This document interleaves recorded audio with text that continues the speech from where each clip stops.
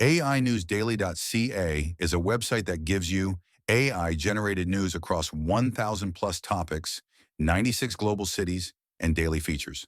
Plus, for VIP subscribers, AI-generated images, tarot readings, natal charts, investment tips, bet predictions, and drill wars, a text and image-based life simulator game set in Toronto's drill scene. One VIP subscription unlocks it all. During our We Love Hip Hop promotion, all new VIP subscribers receive a $2.50 USD wallet credit. www.ainewsdaily.ca. That's www.ainewsdaily.ca. This story takes place on a relatively warm night, November 26, 2016. It was warm by Winnipeg standards for that time of year, 0 degrees Celsius, which is 32 degrees Fahrenheit. A lot of people were looking to go out that Saturday night. Ace Hood, who some may remember from his hit single Woke Up in a New Bugatti, was performing at Reset Interactive Ultralounge on Pembina Highway in Winnipeg, Manitoba, Canada. A former Chuck E. Cheese location, which is fitting, seeing as the owners, Kelly Marsden and Brad Goodman, were convinced their venture, which was a cross between state-of-the-art dance club and 80s-style amusement arcades, would be a hit with Winnipeggers. Unfortunately, Winnipeg has a tendency to ruin good things. Keeping with tradition, that location ultimately closed after a couple years of lost revenue in 2017.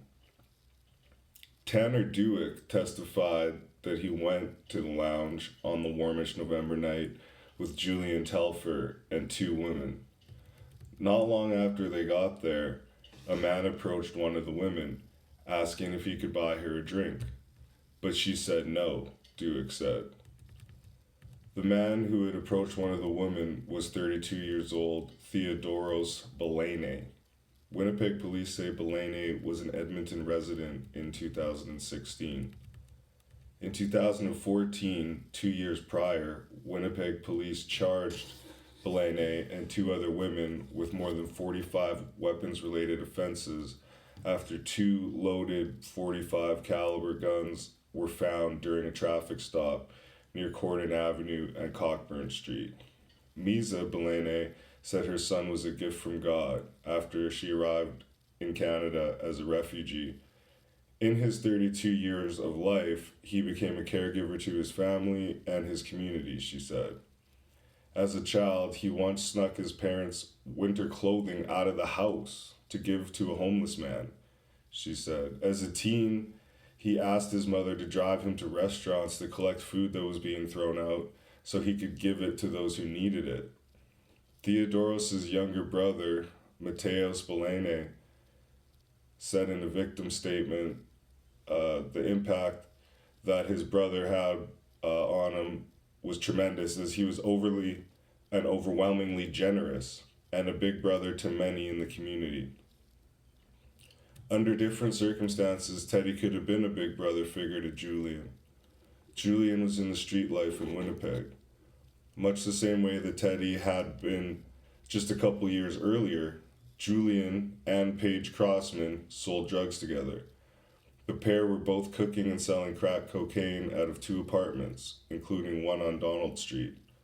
The defense attorneys say Crossman wasn't at the bar with Telfer earlier that night, and there are no cell phone records to show he communicated with her that night. There is still some question in the minds of many as to whether she really was completely ignorant of any conflict Telfer may have had earlier that night at Reset Ultralounge. So what was the conflict that had happened that night at Reset? Edward Dela Cruz, who worked security at Reset that night, told the court that he saw 2 groups of women get into a fight. 2 groups of men and women get into a fight. He said he remembers the men screaming at each other, that he heard one of the men say something about disrespecting another man's women. Telfer wasn't ready for it and was knocked to the ground, Dewick testified.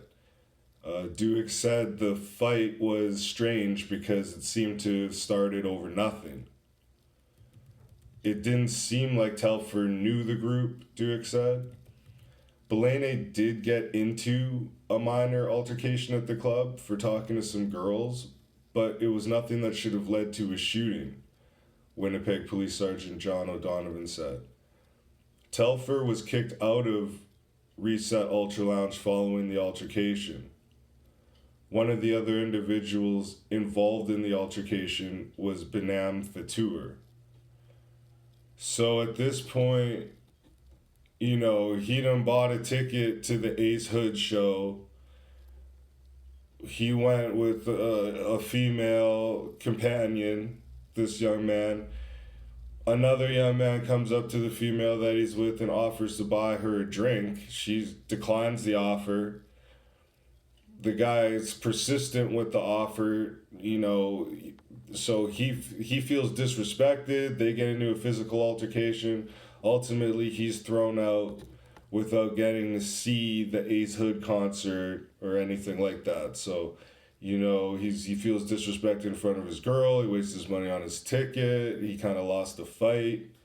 You know, so this guy is fuming because he feels like he got jumped. Because it wasn't just Theodoros Belayneh that was involved in the confrontation. It also was Belayneh Fatour. Fatour was sentenced to 7 years in prison back in 2012, which was well prior to the incident. But he was released from that after time served. So he had been convicted of attempted kidnapping and assault for an incident that took place in 2008. So he got 7 years. He would have had to do about 4 of it, and he got out in 2012. He had allegedly been working with a criminal organization in British Columbia to bring multiple kilograms of cocaine to Winnipeg every week, according to court documents. You know, so these guys that are getting into a fight, they're not just working at Walmart and they're at the nightclub and they're getting into a fight. You know, these are guys that similarly had a street background, but they didn't know each other, apparently, according to everybody that they did this investigation on. So in 2008, what had happened with this guy back then is he allegedly planned to steal $100,000 in cash and cocaine from one of his customers who was dealing drugs for him on the street. The courts heard that Fatour wanted the victim to have to purchase more product from him, but then the victim escaped. So, you know, what happens is that the plug sells or fronts you work. If you get robbed, you have to go to him for more product, which means you're going to owe him more or pay him more or whatever. He has the product back. He's giving you back the same work for the same money. So you got to be careful who you're fucking with and who you're not. I don't know who told on what or what happened there or what happened if he just said, hey, my plug's trying to rob me. I'm finna just tell on the man. I don't know how that all unraveled.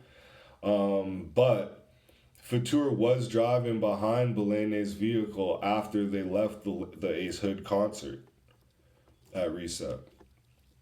So the prosecutors alleged that Telfer and Crossman were also following Belayneh's vehicle. So Telfer and Paige Crossman are in one vehicle. Fatour is in his own vehicle driving behind Theodoros or Teddy Belayneh's vehicle. And so what happens is that Theodoros Belayneh and Biniam Fatour were both shot near Donald Street and Strabrook Avenue on that Saturday night, November the 26th, at or around 3 a.m. So they're following both of these guys, basically, that this guy got into an altercation with, and he unloads his weapon into both of their vehicles in retaliation for this minor scuffle that happened at this nightclub earlier.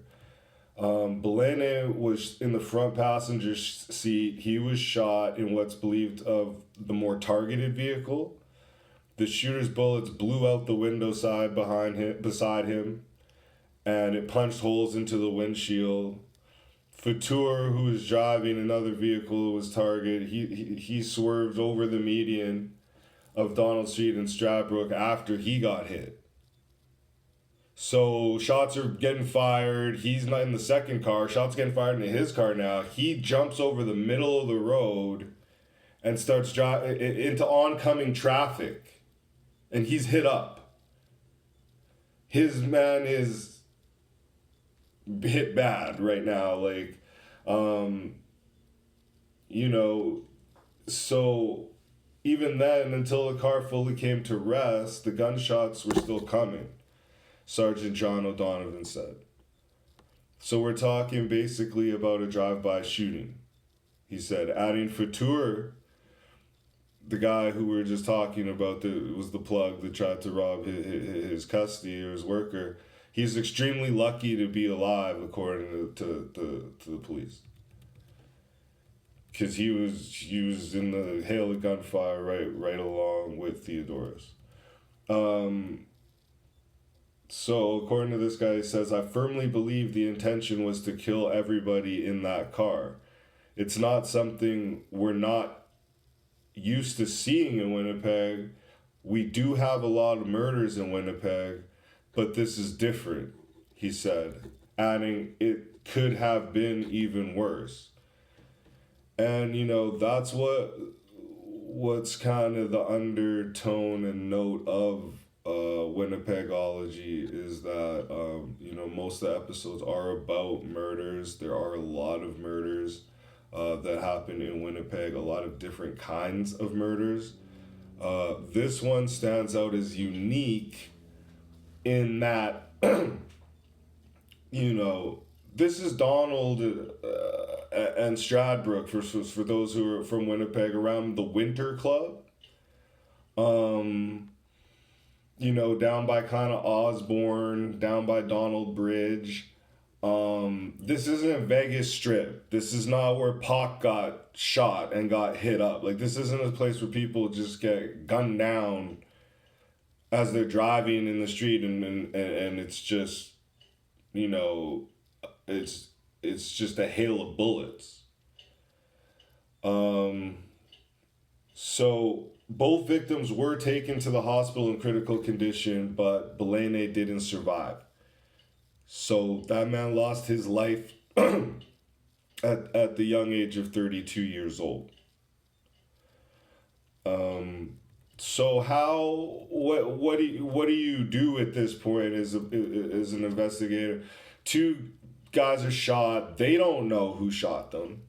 They don't know the shooter. Everything is happening so fast. They're looking at cameras. Okay. The first thing they're looking for is cameras and who is there at the time. Okay, they see a Jeep that was there, that these guys were driving in. So what happened is that Paige Crossman's name was on the rental agreement that was found in the vehicle when the police tracked down that Jeep. And it was a rental Jeep. They brought it back. They saw where it was rented from, so they went to the place. They wanted to look at the Jeep and the agreement, who had it. They determined that, okay, so it was rented by somebody named Paige Crossman. That's a female. So what's alleged has happened is that Telfer is alleged to have shot from a passing Jeep, and Belayneh was shot multiple times in the head, and Fatur was shot in the arm in his own separate vehicle. Crossman is accused of driving the Jeep at the time of the shooting, the Jeep that the shots were fired out So when it went to sentencing, the judge said, "It is self-evident that the shooting was planned and deliberate," Judge Martin said in his decision. "It was a cold-blooded execution." Telfer and Crossman had pleaded not guilty to murder and attempted murder in the shooting, which killed Belayneh and seriously injured another man, Binyam Fatur. Okay, so they pled guilty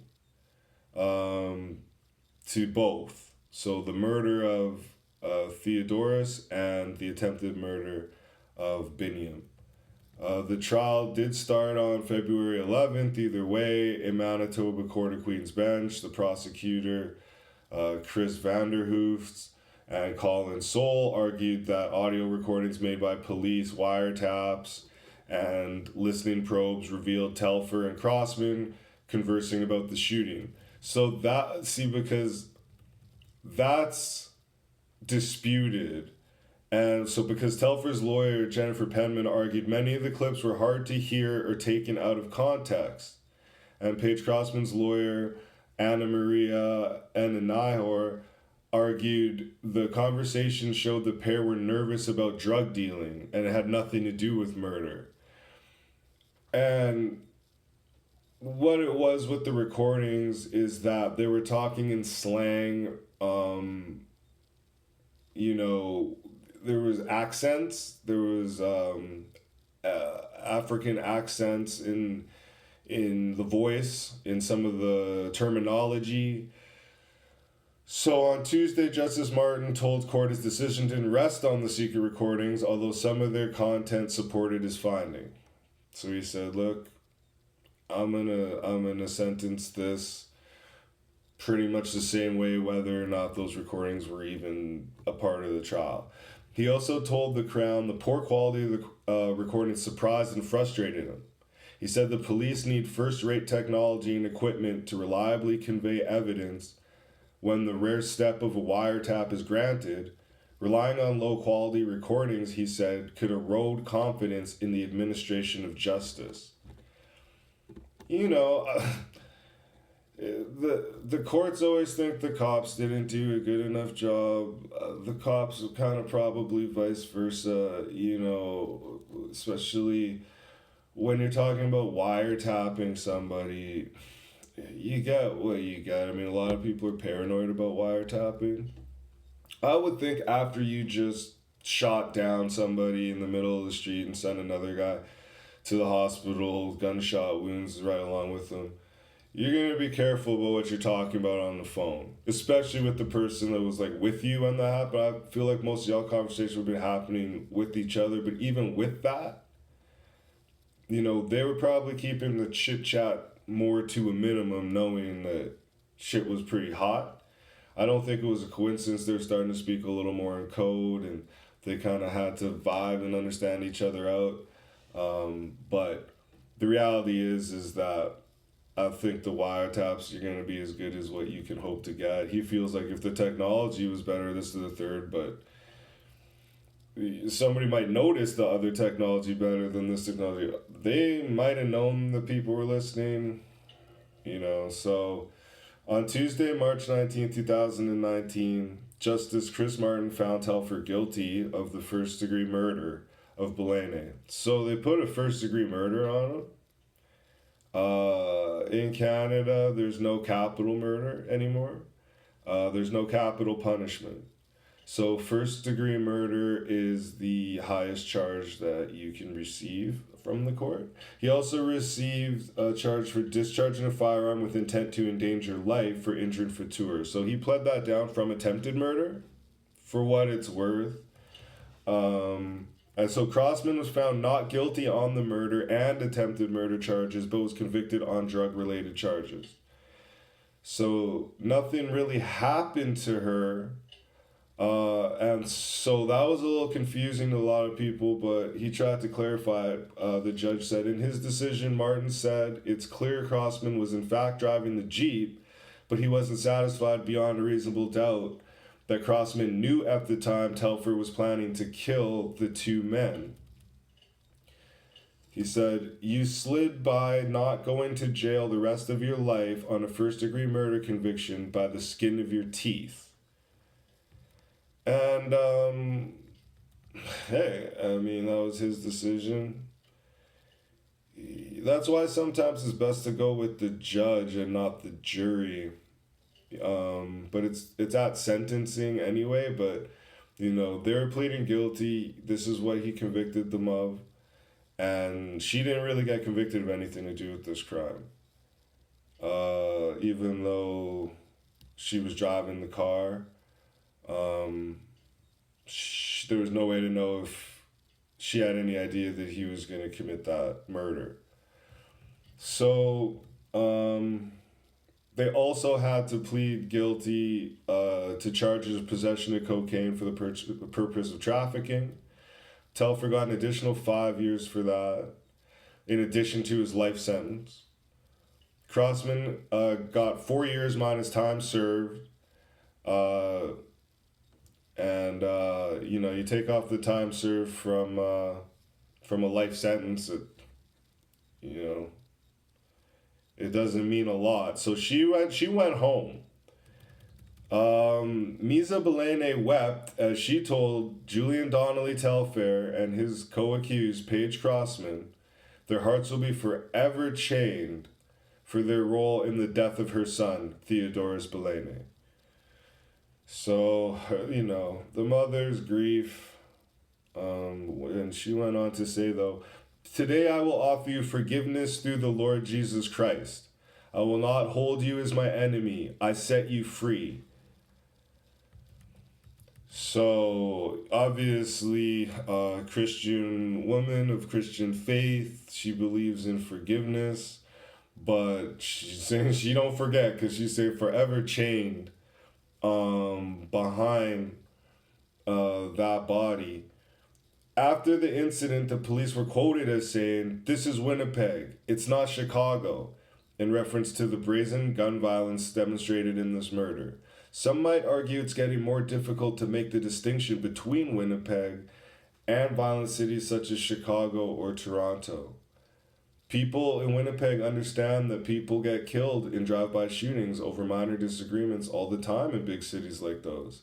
Still, there is this illusion that it just doesn't happen in safe, smaller cities like Winnipeg. Obviously, that's just simply not accurate. One can't be sure, but it seems safe to assume that Teddy and Benny had zero inkling that such a violent retaliation would arise from the disagreement at Reset Ultralounge that night.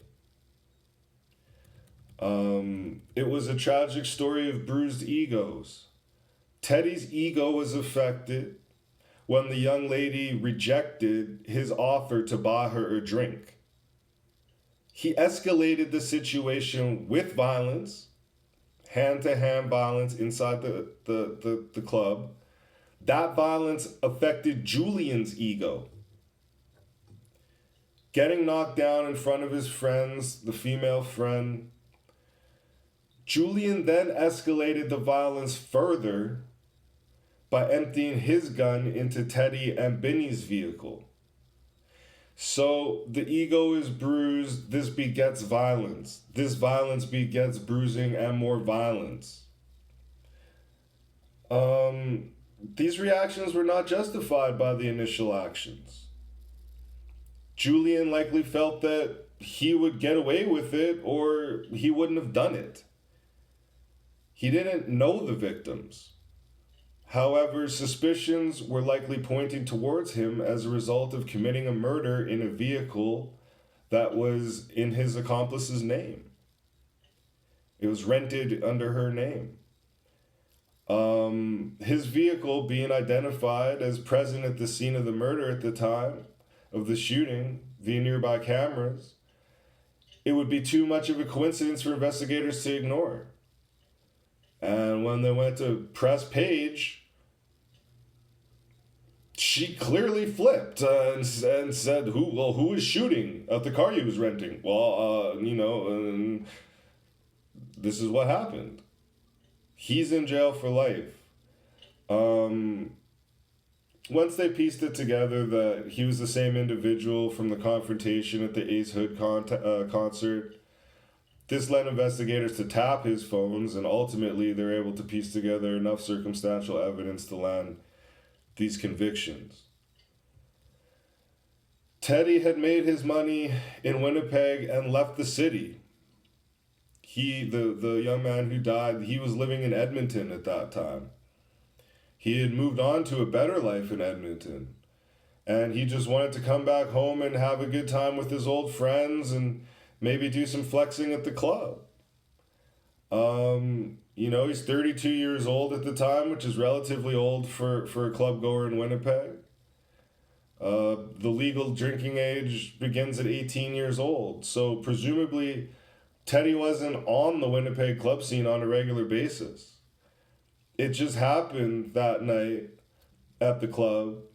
He wanted to come back and celebrate his success with his old friends from Winnipeg.